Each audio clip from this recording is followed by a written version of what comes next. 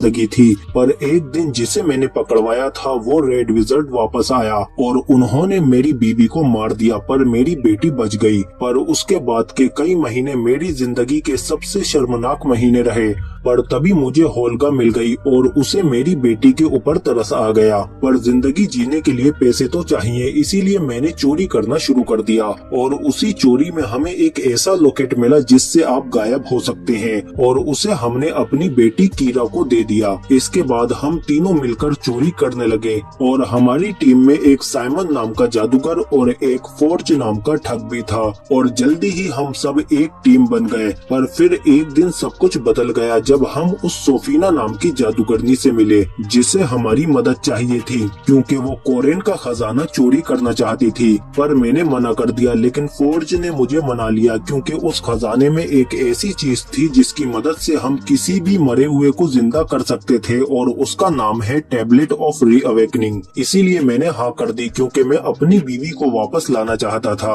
और फिर हम अपनी बेटी को छोड़कर कोरेन का खजाना चुराने के लिए चले गए जहाँ पर सोफीना को उसका कीमती खजाना मिल गया। पर जैसे ही मैंने टैबलेट ऑफ रीअवेकनिंग को उठाया तो वहाँ पर अलार्म बज गया और हम फंस गए। सोफीना ने उन्हें मारना शुरू कर दिया और वक्त को जमाने लगी। साइमन उसके जादू को नहीं पलट पाया क्योंकि सोफीना बहुत ताकतवर थी और मैं भी उसके अंदर फंस गया। पर उससे पहले मैंने वो टैबलेट फोर्ज को दे दी और उससे कहा कि मेरी बेटी का ख्याल रखना। और फिर इसके बाद हम यहाँ जेल में आ गए। पर तभी यहाँ पर जोनाथन भी आ जाता है और फिर एडगिन और होल्गा उसे लेकर खिड़की से बाहर कूद जाते हैं और जोनाथन की मदद से ये दोनों जेल से भाग जाते हैं। और फिर इसके बाद इन्हें पता चलता है कि फोर्ज तो यहाँ का राजा बन गया है। जिसके बाद ये दोनों लंबा सफर तय करके अपनी बेटी को ढूंढने के लिए फोर्ज के महल में आ जाते हैं जहाँ पर सबसे पहले इन्हें इनकी बेटी मिलती है। और तभी इनके पास फोर्ज भी आ जाता है और इन्हें अपने साथ ले जाता है। एडगिन उससे कहता है कि मैंने तुम्हें टेबलेट दी थी वो मुझे वापस दे दो। तभी एडगिन की बेटी उससे कहती है कि आप यहाँ मेरे लिए नहीं बल्कि खजाने के लिए आए हैं। और अब हमें पता चलता है कि इतने सालों में फोर्ज ने कीरा को उसके पिता के खिलाफ भड़का दिया है। और इसके बाद कीरा यहाँ से चली जाती है और फोर्ज एडगिन से कहता है कि मुझे नहीं लगता कि मैं तुम्हें वो टेबलेट वापस दे पाऊंगा और ना ही अब तुम्हें तुम्हारी बेटी मिलेगी। ये दोनों जैसे ही उसकी तरफ बढ़ते हैं तो सोफीना इनको अपने जादू से जमीन में ही धंसा देती है और फिर फोर्ज इन दोनों का सिर कलम करने का आदेश देता है। इसके बाद सिपाही इन दोनों को ले जाते हैं और जैसे ही वो इनकी गर्दन पर हमला करने वाले होते हैं तभी होल्गा इन पर अटैक कर देती है और इन सबको मारने लगती है। यहाँ पर और भी सिपाही आ जाते हैं पर कोई भी होल्गा के सामने नहीं टेक पाता। वो एक एक करके इन सबको ठिकाने लगा देती है और फिर ये लोग यहाँ से भाग जाते हैं। एडगिन कहता है कि हमें अपनी बेटी को वहाँ से निकालना होगा, पर इसके लिए हमें एक टीम चाहिए होगी और उन्हें पैसे देने के लिए हम फोर्ज का खजाना चुराएंगे जिसमें वो टेबलेट भी होगी। इसके बाद जब ये लोग अपनी टीम के लिए सबसे पहले साइमन के पास जाते हैं तो वो कुछ लोगों को जादू दिखा रहा था, पर इसी के साथ वो पीछे से उनका खजाना भी चुरा रहा था। पर तभी उन लोगों को पता चल जाता है और वो सब साइमन पर हमला कर देते हैं। पर साइमन अपने जादू से सब कुछ उल्टा पुल्टा कर देता है और ग्रेविटी को बदल देता है। जिसके बाद होल्गा और एडगिन इसे अपने साथ लेकर यहाँ से भाग जाते हैं। और फिर जब ये साइमन को अपना प्लान बताते हैं तो साइमन इन्हें बताता है कि हमें मदद के लिए डोरेक की जरूरत पड़ेगी।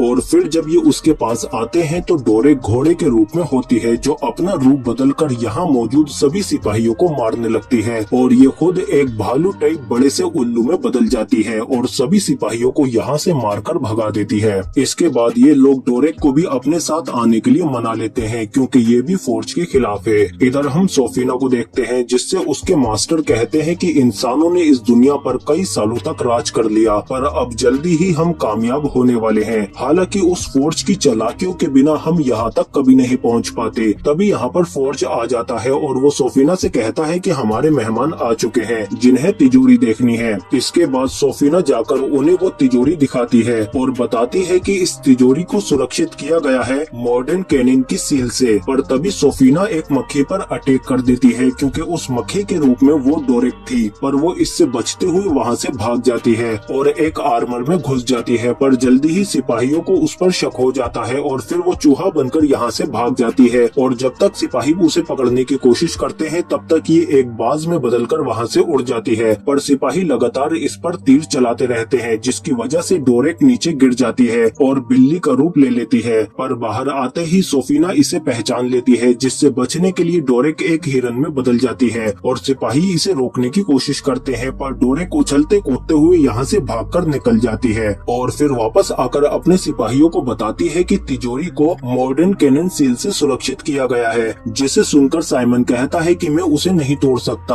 और उसी के अंदर वो टेबलेट भी होगी, पर जल्दी ही उसे याद आता है कि डिसजंक्शन हेलमेट की मदद से हम उसे खोल सकते हैं और खुशकिस्मती से होल्गा जानती है कि वो हेलमेट कहाँ पर है और फिर जल्दी ही इन्हें पता चलता है कि आखिरी बार उस हेलमेट को ज़ेंक नाम का रेड विज़र्ड ले गया था, जो कि एक अच्छा साफ दिल का रेड विज़र्ड है। इसके बाद ये लोग जल्दी ही ज़ेंक को ढूंढ लेते हैं, जो लोगों की मदद करता रहता है और फिर एडगिन और होल्गा उसे हेलमेट के बारे में पूछते हैं तो वो इन्हें मना कर देता है, पर जब एडगिन उसे रेड विज़र्ड सोफीना के बारे में बताता है तो वो समझ जाता है कि अगर इसमें सोफीना शामिल है तो इसका मतलब राजनीति से बढ़कर होगा और फिर वो इन्हें बताता है कि लगभग एक सदी पहले सोफीना के मास्टर थेम ने सत्ता पलटने के लिए काले जादू का इस्तेमाल किया और उसने शैतानी शक्तियों की चपेट में लाकर सभी लोगों को अपना गुलाम बना लिया, जिसमें उसके रेड विज़र्ड ने भी उसका साथ दिया। उसके जादू में आकर इंसान हैवान बन गए और माँ बाप अपने ही बच्चों को मारने लगे, पर मैं उस तबाही में बच गया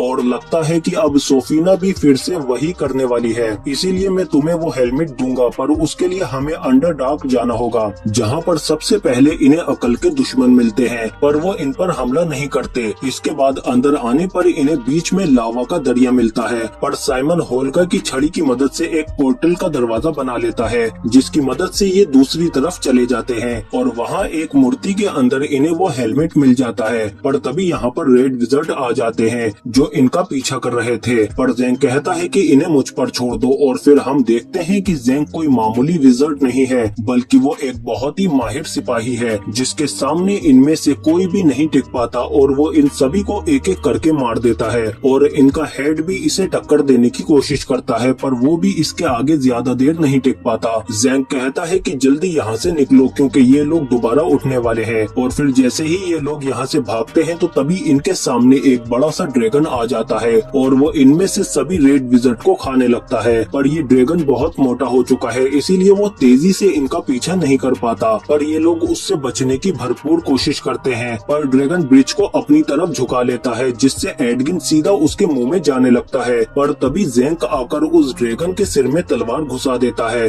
पर जल्दी ही ड्रैगन दोबारा इनके पीछे आ जाता है क्योंकि वो मरा नहीं था और अब ये लोग भी एक बंद गुफा में फंस जाते हैं और जल्दी ही यहाँ पर पानी भरने लगता है क्योंकि ये जगह समुद्र के नीचे है। तभी एडगिन को आइडिया आता है कि साइमन के आग जलाते ही सब लोग पानी में चले जाना और जैसे ही ड्रैगन मुंह खोलता है तो उसकी आग से वो खुद ही जल जाता है और ये जगह टूट जाती है, जिसके बाद ये लोग पानी में से बाहर निकल आते हैं और फिर ज़ेंक इनसे कहता है कि मेरा काम यहाँ खत्म हुआ, अब आगे का सफर तुम्हें खुद ही तय करना होगा, इसीलिए वो इन्हें हेलमेट देकर यहाँ से चला जाता है। साइमन हेलमेट से जुड़ने की कोशिश करता है पर वो जुड़ नहीं पाता। साइमन बार बार कोशिश करता है लेकिन वो इसमें कामयाब नहीं हो पाता। इसके बाद एडगिन एक और प्लान बनाता है कि हम एक खजाने के ऊपर छड़ी से दरवाजा बना देंगे और फोर्ज के खजाने में डाल देंगे जो सीधा उसकी तिजोरी में जाएगा। इसके बाद ये लोग एक कीमती पेंटिंग के ऊपर छड़ी से दरवाजा बना देते हैं और जब सिपाही खजाना ले जा रहे होते हैं तो तभी एडगिन खजाने की गाड़ी पर वो पेंटिंग लगा देता है, जिसके बाद ये दूसरी तरफ से एक दरवाजा बनाकर गाड़ी के तख्ते निकाल लेते हैं, जिससे डोरेक अंदर चली जाती है और फिर पेंटिंग को अंदर लाकर ये तख्ते दोबारा लगा देती है। इसके बाद डोरेक पोर्टल वाले दरवाजे के ऊपर फिर से फोटो लगा देती है और मक्खी बनकर वहाँ से निकल जाती है।